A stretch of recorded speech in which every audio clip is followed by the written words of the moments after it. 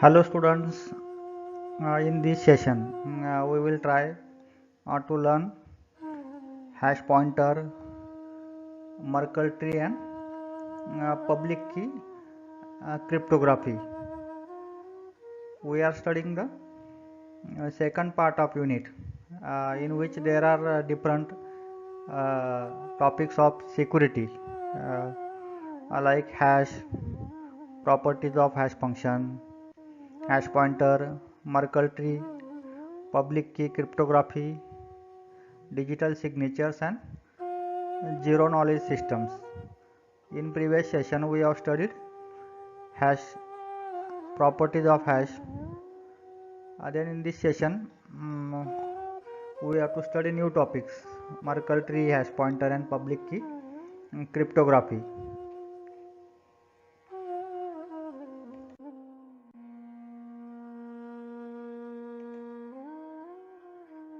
So students, we know that uh, each block in the blockchain contains hash of the previous block. So what is the significance of this hash pointer in the blockchain technology? If you see, each block contains hash of the previous block.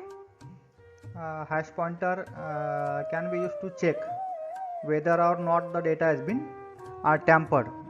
We can use in blockchain, this hash pointer is used to check whether data has been changed, whether data has been altered or not. So a blockchain is organized using hash pointers to link data blocks together. The blocks are linked together via these hash pointers. So we know that this hash value is calculated from transactions, and if an attacker tries to change the transactions, then a hash value will also change. So if hash value of any block will change, then it will automatically come to know that the hash value of the some block has been changed. So hash of the stored data can be publicly verified. These hash values are publicly available in the block, and every miner, every node will verify the hash value to prove that the stored data has not been tampered. And if an attacker attempts to change data in any block in entire blockchain, attacker has to change the hash pointers of all previous blocks. So if an attacker tries to change the hash value, or you can say transactions of any block, then attacker has to change the hash value of all the previous blocks, and it is very difficult to change all the hash values of previous blocks. So it will immediately come to know that some attacker is trying to change the value of hash. And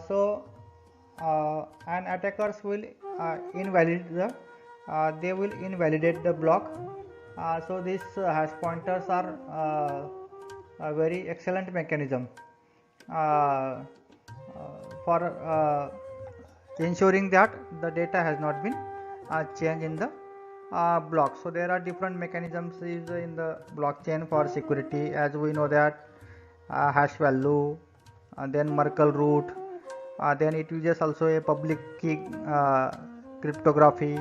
Then there are other methods also, consensus mechanism, smart contracts. So at different levels, to ensure the security of the blockchain, there are different techniques used in the blockchain, so that this blockchain is secure because of the techniques used in the blockchain for security of the data and blockchain.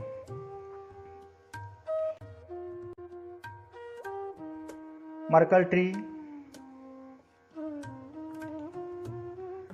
Merkle tree is a binary tree, and in that Merkle tree is constructed from the hash values, and Merkle root is a hash of all of the nodes of a Merkle tree. So Merkle trees are widely used to validate the large data structure securely and efficiently. In the blockchain world, Merkle trees are commonly used to allow the efficient verification of transactions. These Merkle trees are used for efficient verifications of transactions, and the concept of Merkle tree was introduced by Ralph Merkle. So the name is Merkle tree. So in next slides we will see what is this Merkle tree and how this Merkle tree helps in verification of transactions.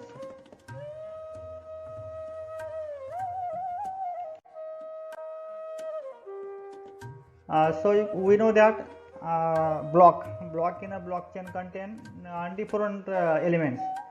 Block contains a list of transactions, Merkle root, timestamp, nonce is a value that prevents the double spending. Then block also contains the pointer to previous block's hash. So as from the previous slide we come to know, if attacker tries to change the hash value of any block, then attacker has to change the hash value of all the previous blocks, and it will immediately come to know that someone tries to change the value of the hash. Then Merkle root is also there in the block. So what is the significance, importance of this Merkle root, we will see. So Merkle root in a blockchain is present in the block header section of a block, which is the hash of all transactions in a block. This Merkle root is calculated from the first Merkle tree is constructed, then Merkle tree has a Merkle root, and if attacker tries to change one hash value of Merkle tree, then Merkle root will change, value of Merkle root will change, and from that value the nodes will come to know that some attacker is trying to change the hash values. So this Merkle tree by using the concept of Merkle root, we don't need to verify all the transactions. We have to verify only Merkle root. Merkle root is required to verify all transactions present in the Merkle tree instead of verifying all transactions one by one. So it is enough to verify the Merkle root, and if Merkle root is changed, that means the transactions are changed, and because of that the hash value is changed, and because of that the Merkle tree also, Merkle root also change, and it means that some attacker is trying to change the values, or you can say some attacker is trying to change the transactions in the blockchain. So dear students, you can see the figure. From this figure we will come to know how this Merkle tree is constructed. Merkle tree is a binary tree in which the inputs are first placed at the leaf nodes, and then values of the pairs of the child nodes are hashed together to produce a value for the parent node. So from this figure we will try to understand the concept of Merkle tree. So this is the binary tree. You can see this is the hash value of transaction A. Then I am encircling that values with the red line. Then this is the value of hash B. Value of hash A and hash B are grouped together to construct a internal node that has two values combined here, hash value of A and B. Similarly, hash value of C and D are from that hash value of C and D. This internal node is constructed that in that two hash values are grouped, hash value of C and D, and from this hash value of AB, hash value of CD, one more internal node is constructed in which 4 hash values are grouped A, B, C, D. Then at next level one more internal node is constructed, and then from this two nodes the Merkle root is calculated. And if an attacker tries to change the value of A, hash value A, then it has to change the value of this hash AB, then it has to change the value of hash ABCD, then it has to change the value of node at the next level. So when if attacker will try to change one hash value at lower level, then it has to change the all intermediate values, and if it will change if there is a small change at in the hash value, then all the values will change at the intermediate levels of the Merkle tree, and hence the root will also change. And from that that means attacker has to change all the nodes. Attacker has to change the values of all the nodes in the Merkle root, and it is difficult to change the values at all nodes, and it will immediately come to know that some attacker is trying to change the values in the Merkle root. So this is the concept of Merkle tree used to verify the transactions. So it is not necessary to verify all the hash values by verifying the Merkle root only. The nodes will come to know that whether the transactions has been changed or not.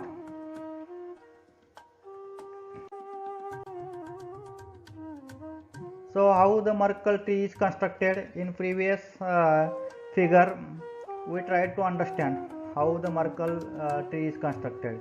Merkle tree is defined as a binary search tree with its tree nodes linked to one another using the hash pointers. Two nodes at the lower level, we have seen in the figure, two nodes, two hash values at the lower level are combined, are grouped into one at the parent level, and for each pair of lower level nodes, Merkle tree construction algorithm is creating a new node. After combining two values at lower level, next higher level node is constructed. Then this combining process will continue until we reach the root. This process is repeated until reaching the root of the tree.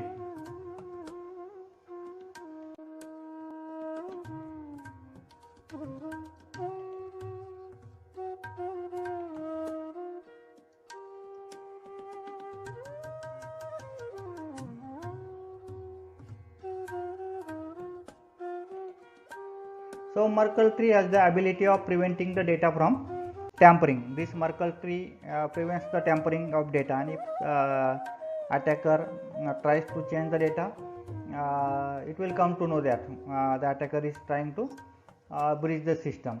So Merkle tree has the ability of preventing data from tampering by traversing down through the hash pointers to any node in the tree.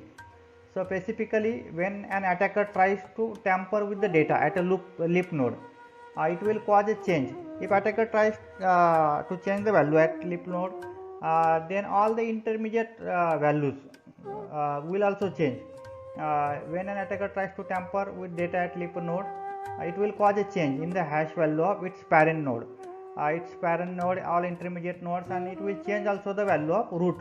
And even if he continues to tamper with the upper node, the attacker needs to change all the nodes on the path from bottom to the change. So if attacker tries to change some value at leaf node, attacker has to change all values from bottom to the top, and it is difficult to change all the values from bottom to the top, and if the attacker tries, it will immediately come to know that the attacker is trying to change the values, hash values of the transactions. So one can easily detect the data has been tampered.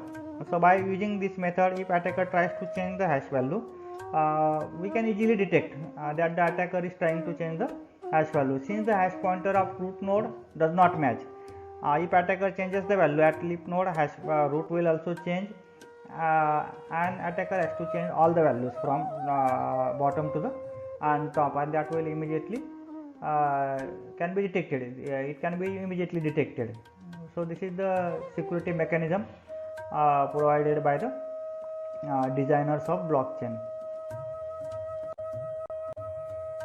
Then next topic, students, we have to study public key cryptography. So before studying this public key cryptography, we will try to understand there are two types of cryptography algorithms, symmetric algorithms and asymmetric algorithms. What is cryptography? You might be aware that what is cryptography. Cryptography uses encryption methods. In encryption methods, it will use some encryption algorithm. If the plain text is given to this encryption algorithm, this encryption algorithm will convert that text into the ciphertext, and from ciphertext it should be difficult to construct the original text. These functions are one-way functions. So in asymmetric algorithms, the both keys are same for encryption and decryption. Same keys are used, but in asymmetric cryptography algorithms, different keys are used for encryption and a different key is used for decryption. So there are two pairs of keys, one for encryption and one for decryption, and both keys are different in asymmetric cryptographic algorithms. So asymmetric cryptography refers to a type of cryptography where the key that is used to encrypt the data is different from the key that is used to decrypt the data. This is also known as public key cryptography. Such type of algorithms are also known as public key cryptography. So this topic is very vast topic, but this topic is very easy to understand. On the internet you can use the different videos, different literature available. From that you will come to know what is encryption, what is symmetric cryptography algorithm, what is asymmetric cryptographic algorithm. So we will not go into much details of this public key cryptography. We will just take the introduction of public key cryptography. So cryptography and network security can become a topic of separate subject. So this is the beyond this subject will not allow to go into the much details of this cryptographic algorithm. So we will try to understand the basic concept of this public key cryptography. In public key cryptography, it uses both public and private keys to encrypt and decrypt the data respectively. Two different keys are used to encrypt and decrypt data, public key and private key. And various asymmetric cryptography algorithms are in use, including RSA, DSA, and then EL gamma and other different algorithms are there. But we will just take the introduction of this public key cryptography. We will not go into the details of these different types of algorithms, digital signatures, RSA, and Diffie-Hellman algorithm. So this subject will not allow to go into the details of this. We don't have much time. We will take the introduction of public key cryptography.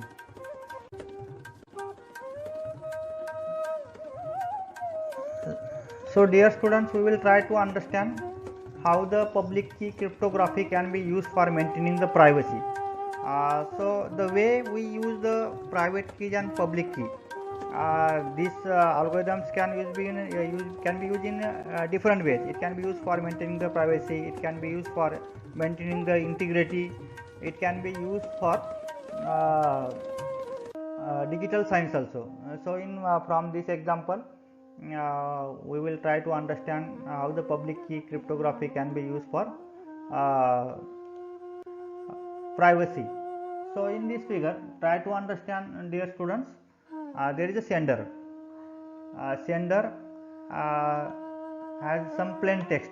The sender wants to transmit, send the data to the receiver. You can see this is the plain text, and this plain text is encrypted. You can see E. This E.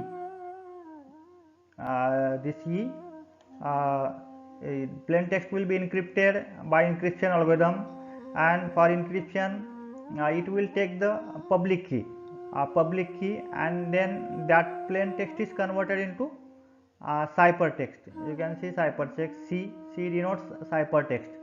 Then sender encrypts the data P using recipient's public key and encryption function E, and it will produce the encrypted data C, which is called as ciphertext, and this encrypted data C is transmitted over the network to the receiver. And once it reaches to the receiver, you can see the receiver side will receive the ciphertext or encrypted data over the network. Then receiver side will use the private key to decrypt the data. It has decryption algorithm and private key, and by using the decryption algorithm and private key, it will decrypt the data and it will get the plain text. So you can see how data can be transmitted securely by using the pair of public and private key, and how this can be used for maintaining the privacy of the data. So this way the private key remains on the receiver side, and there is no need to share keys. There is no need to share the key with the receiver. But in case of symmetric algorithm, both receiver and sender has to use the same key, and before sending the data, plain text, and before encryption, the receiver and sender has to they must have the key, same key. But in this public key cryptography algorithm, there is no need to share the keys, because the receiver has a different key and sender has a different key. One can use the private key and other can use the public key. It depends on for what purpose we are using the public key cryptography, whether it is for maintaining privacy or whether it is for digital signature. Depending on that, how the keys are used, public key and private key are used, that will differ.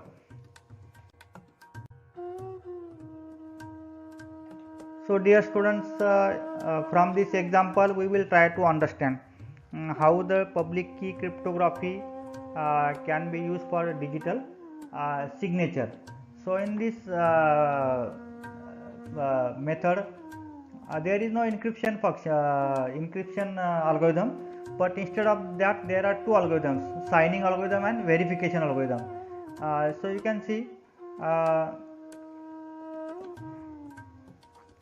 in this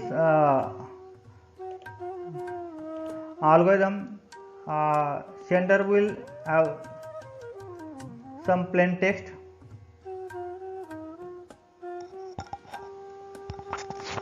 and that plain text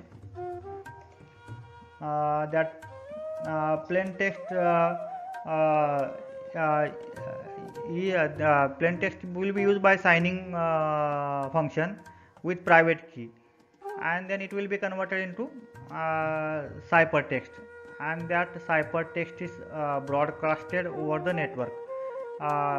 Then receiver will receive the ciphertext. Receiver will receive the ciphertext, and it will use the verification algorithm and its public key to verify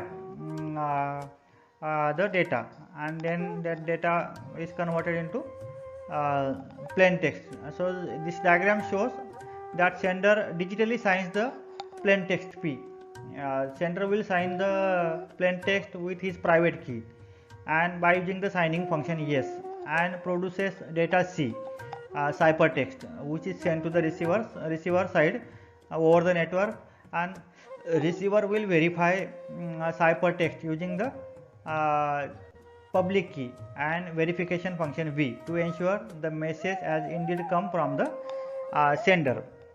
So this how this public key cryptography algorithm can be used for digital sign verification.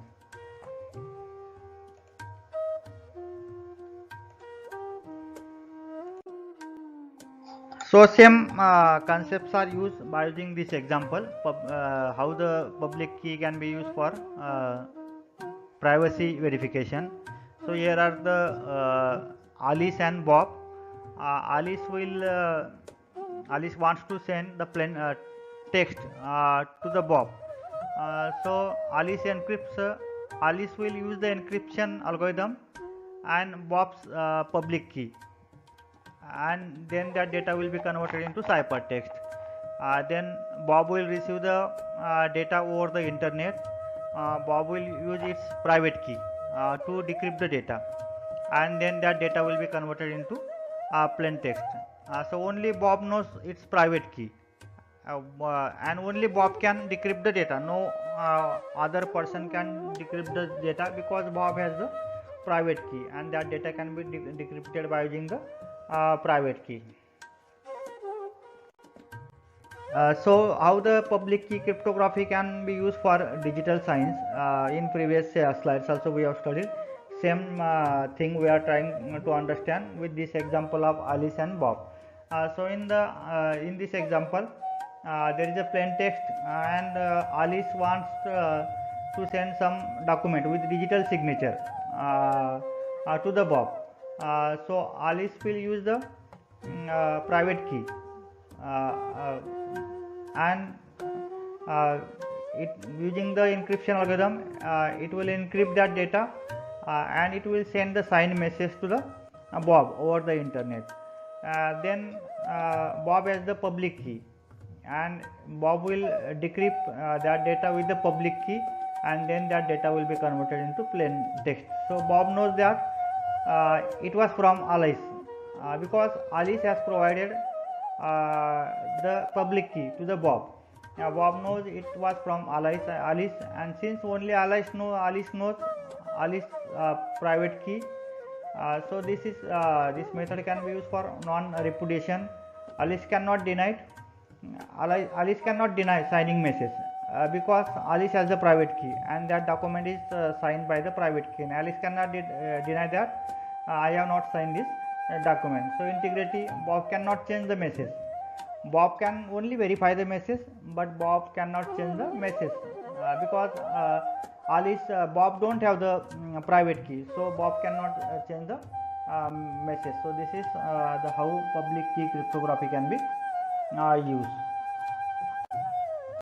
So dear students, in this session we have studied what is hash pointer, what is the significance of Merkle tree, and what is the use of public key cryptography in blockchain. As we know that hash pointer, each block has the hash pointer, and if an attacker tries to change the hash value of any block, it has to change the hash value of all previous blocks, and it can be immediately detected that we can immediately detect someone is trying to change the hash value.